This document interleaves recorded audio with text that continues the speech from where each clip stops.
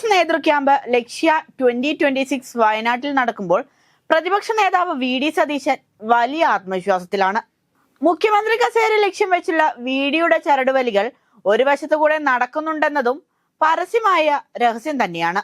ലക്ഷ്യ 2026ന്റെ സമാപന ചടങ്ങിൽ ഇത് വെറും UDF അല്ലെന്നും ടീം UDF ആണെന്നും കേരളം കണ്ട ഏറ്റവും മികച്ച പൊളിറ്റിക്കൽ പ്ലാറ്റ്ഫോമായി ഉയരുമെന്നുമുള്ള വി.ഡി. സതീശന്റെ പ്രസ്താവന പാർട്ടിക്കുള്ളിൽ ഒരു ഓളം തന്നെയാണ് സൃഷ്ടിച്ചിരിക്കുന്നത്. തങ്ങൾ അധികാരത്തിൽ വന്നാൽ സംസ്ഥാനം പുരോഗതിയിലേക്ക് കുതിക്കുമെന്നും നിയമസഭാ തെരഞ്ഞെടുപ്പിന് മുമ്പായി ഇടതുപക്ഷത്തിന്റെ സഹയാത്രികർ UDF പ്ലാറ്റ്ഫോമിലേക്ക് എത്തുമെന്നും തെരഞ്ഞെടുപ്പിന് മുമ്പ് തന്നെ വിസ്മയങ്ങൾ ഉണ്ടാകുമെന്നും വി.ഡി. സതീശൻ ഉറച്ച സ്വരത്തിൽ പറയുകയുണ്ടായി. UDF അധികാരത്തിലെത്തിയാൽ കേരളത്തിന്റെ നികുതി വരുമാനം വർദ്ധിപ്പിക്കും, നികുതി കൊള്ള നടത്തുന്നവരെ നിയമത്തിന് മുന്നിൽ കൊണ്ടുവരികയും ചെയ്യും. LDF സർക്കാരിനെ താഴെ ഇറക്കാൻ UDFനേക്കാൾ ആഗ്രഹിക്കുന്നത് കേരളത്തിലെ ജനങ്ങളാണെന്നും സതീശൻ പറഞ്ഞു. UDFന് അടിത്തറ ശക്തിപ്പെടുത്താൻ കഴിയുമെന്ന ആത്മവിശ്വാസം ഉള്ളതുകൊണ്ടാണ് 100 സീറ്റ് എന്ന ലക്ഷ്യം വെച്ചത്. എന്നാൽ 100 സീറ്റ് ലക്ഷ്യം വെച്ചുള്ള UDFന്റെ ആത്മവിശ്വാസം കുറച്ച് ഓവറല്ലേ എന്നുള്ള ചോദ്യങ്ങളും പല ദിക്കിൽ നിന്നായി ഉയർന്നു കേൾക്കുന്നുണ്ട്. അതിനിടയിലാണ് കേരളത്തിന്റെ തെരഞ്ഞെടുപ്പ് ചുമതലയുള്ള സുനിൽ കനകോലു ഓരോ മണ്ഡലങ്ങളിലെയും ജയസാധ്യത റിപ്പോർട്ട് അവതരിപ്പിച്ചത്. KPCC രാഷ്ട്രീയകാര്യ സമിതി യോഗത്തിലാണ് റിപ്പോർട്ട് അവതരിപ്പിച്ചത്. കോൺഗ്രസിന്റെ സ്ഥാനാർത്ഥികൾ ആരാവണം, LDFന്റെ സിറ്റിംഗ് സീറ്റുകളിൽ എത്രത്തോളം ജയസാധ്യതയുണ്ട് എന്നതടക്കം വിശദമായ പഠന റിപ്പോർട്ടാണ് സുനിൽ കനകോലു അവതരിപ്പിച്ചത്. 3 മാസത്തിനപ്പുറം നടക്കാനിരിക്കുന്ന നിയമസഭാ തെരഞ്ഞെടുപ്പിൽ സംസ്ഥാനത്തെ 85 മണ്ഡലങ്ങളിൽ വിജയം ഉറപ്പാക്കുമെന്ന വിജയസാധ്യതാ റിപ്പോർട്ടാണ് അവതരിപ്പിച്ചിരിക്കുന്നത്.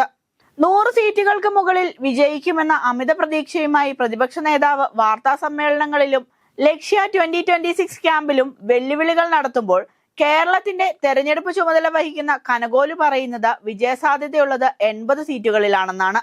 അതിനിടയിൽ 80 സീറ്റിൽ നിന്ന് 100 സീറ്റുകളാക്കി തിളക്കമാർന്ന വിജയം കൊയ്യാൻ തന്ത്രങ്ങൾ മെനയുകയാണ് പാർട്ടി.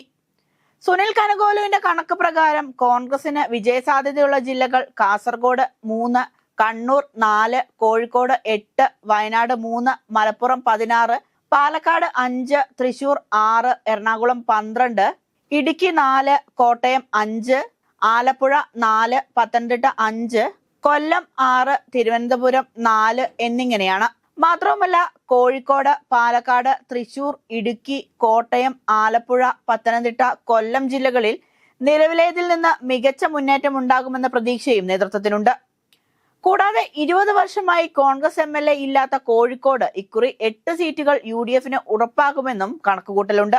മലപ്പുറം ജില്ലയിൽ UDF തൂത്തുവാരുമെന്നും മലബാറിലും മധ്യകേരളത്തിലും അപ്രതീക്ഷിത മുന്നേറ്റം ഉണ്ടാകുമെന്നുമാണ് ക്യാമ്പിന്റെ വിലയിരുത്തൽ. 140 മണ്ഡലങ്ങളിൽ വിജയസാധ്യതയുള്ള UDF സ്ഥാനാർത്ഥികളെ സംബന്ധിച്ച സർവേ നടത്തിയിട്ടുണ്ടെന്നും ഇത് മുൻനിർത്തിയാണ് കോൺഗ്രസിന്റെ നീക്കങ്ങളെന്നുമാണ് പുറത്തുവരുന്ന റിപ്പോർട്ടുകൾ. തെരഞ്ഞെടുപ്പ് തന്ത്രജ്ഞന്റെ വിലയിരുത്തലുകൾക്കനുസരിച്ച് നേതാക്കളും പ്രവർത്തകരും വരാനിരിക്കുന്ന തെരഞ്ഞെടുപ്പിന് വേണ്ടി പരിശ്രമിച്ചാൽ വിജയം കൈപ്പിടിയിൽ ഒതുക്കാൻ സാധിക്കുമെന്ന കാര്യത്തിൽ സംശയമില്ല. എന്നാൽ അതിനിടയിലും ഉയർന്നു കേൾക്കുന്ന ഒരു പഴയ വെല്ലുവിളിയുണ്ട്. അതുകൂടെ ഓർമ്മിപ്പിക്കാതെ പോയാൽ ഈ തെരഞ്ഞെടുപ്പ് ചിത്രം പൂർത്തിയാകില്ലെന്നൊരു തോന്നൽ. കേരളത്തിൽ UDFനെ അധികാരത്തിലേക്ക് തിരിച്ചു കൊണ്ടുവരാൻ കഴിഞ്ഞില്ലെങ്കിൽ താൻ രാഷ്ട്രീയ വനവാസത്തിന് പോകുമെന്ന് പ്രതിപക്ഷ നേതാവ് വി.ഡി. സതീശൻ ഒരു വെല്ലുവിളി നടത്തിയിരുന്നു.